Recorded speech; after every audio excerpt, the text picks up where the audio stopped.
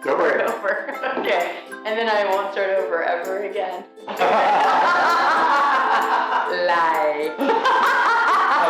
Okay, outtakes. This is Dawn from Studio 176, one of the co-owners, and today we're going to be interviewing Laura Grisamore, artist and photographer, who is also a co-owner of Studio 176.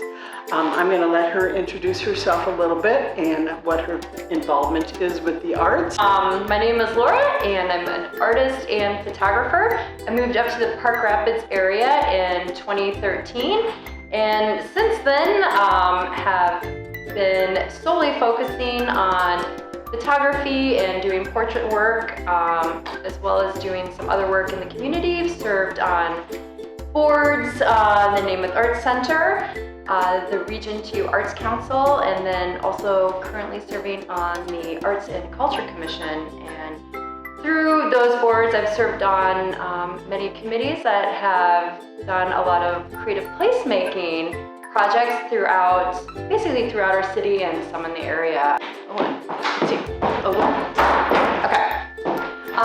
My journey in photography started at the University of Iowa. I was a journalism major and got writer's block. And so I tried a photojournalism class, and it was analog at the time. Actually, it was just in 2000, so it was like right at the precipice where digital cameras coming out. We started on analog, absolutely hated it. First it was super technical, and then I ended up absolutely falling in love with it. And proceeded to take all the photojournalism classes I could, as well as some other photo classes on the art side. After that, I worked in the social service industries and also social work, and just did photography on the side. So when I moved up here in 2013, I decided to just dedicate myself to photography and see where it took me. So I opened up a portrait business, Laura Photography, and then also gallery within that, selling my artwork. What's about Flower Zen? So Flower Zen is a project I started last summer. My work, starting from photojournalism, has gone from really untouched landscapes, and since I've moved up here, jumped really into more creating with my photographs. Can't see them, but I have like some worlds. I did a Minnesota artifact series. So initially I had something else in mind to do with flowers, and when I was photographing them, I just found myself getting really frustrated. Quite simply, was losing my mind. I love the technicality that photography affords on the creative end. So being able to understand my camera and the techniques with it, I'm able to create with it creatively. You can do different things with it.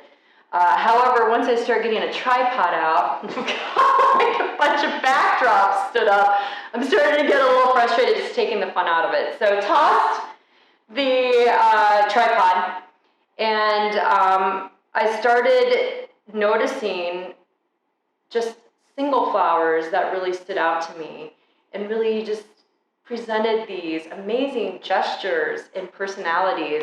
You can see back here in the background, I call this one Do Your Own Thing. This is a black-eyed Susan, and you can tell it's just completely doing its own thing. The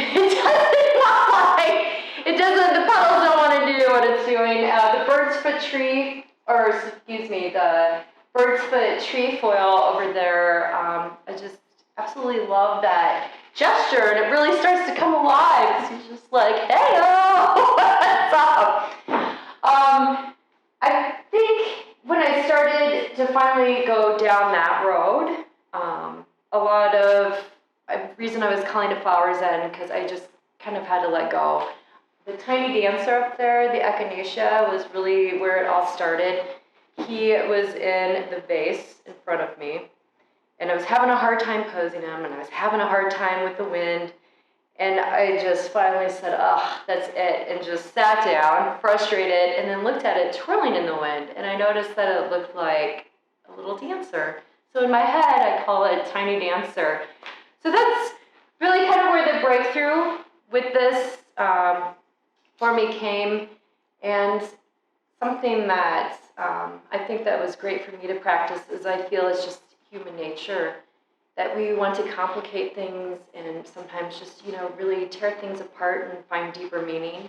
With Flower Zen, it challenged me to really just let go of control, and really let go of just, trying to complicate things, pose the flower, or have all these elaborate ideas about it, and to just really suspend all of that, just let the flower be and do its thing.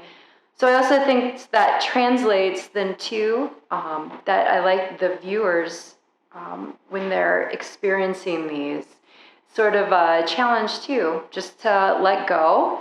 I think that's hard sometimes because we do like to have answers and dig deeper into, meanings of work, and, as well as just kind of complicating things. So it's a bit of a challenge too, to just really fully just suspend all thoughts and just to sit with that flower for a moment. And then your flower's in it.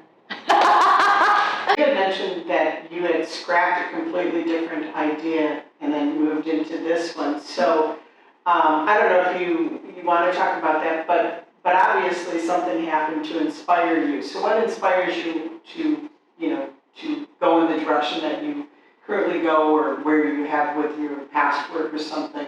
Mm-hmm. Is there anything in particular that inspires you, or? In general, up here, I'm very inspired by the nature up here. At first, it was the landscapes, and so I was just taking stills and really untouched photographs of landscapes. And then found myself becoming more interested about the little worlds and planets that happen more on a micro or macro level, I should say. No, micro level in nature. So these little dragonflies here, there's like a whole planet of them. Like the Long Lake planet or Spring planet or Lily Pad planet. So I kind of get these ideas in my head, and then I explore other work, whether online or, talk to other artists, and then just really start playing around with things. I moved into doing a Minnesota artifact series. I found myself out in the forest actually picking up skulls and feathers and bones. I was more interested in that than photographing.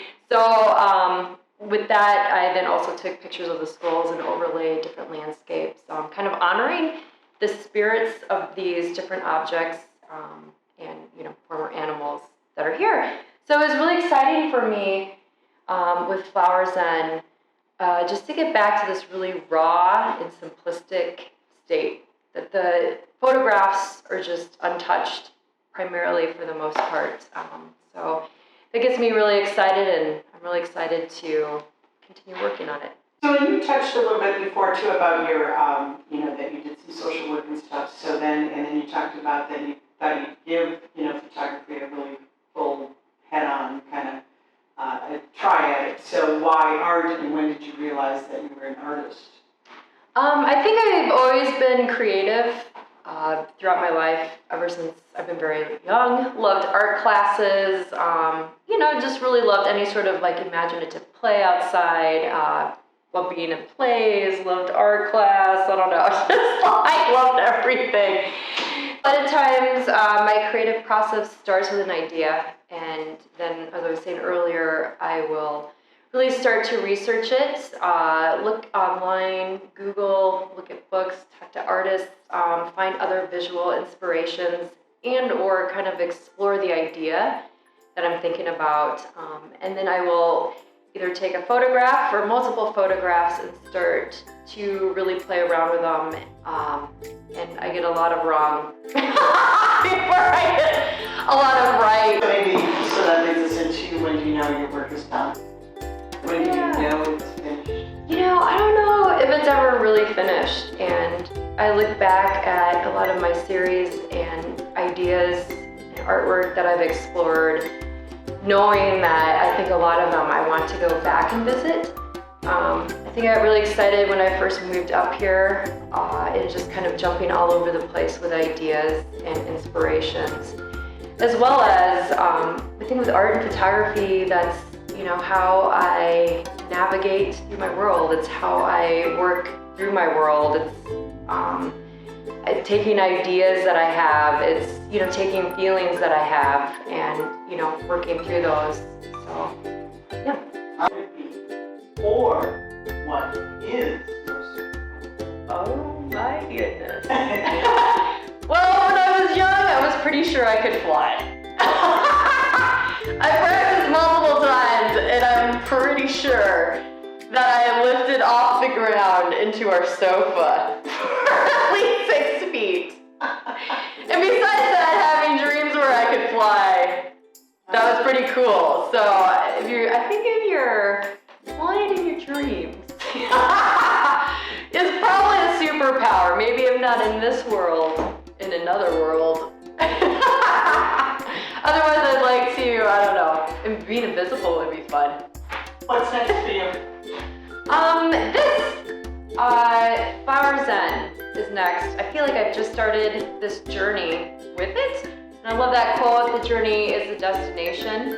And it kind of ties in with the whole idea of Flower Zen, and just, kind of going with it and letting it unfold.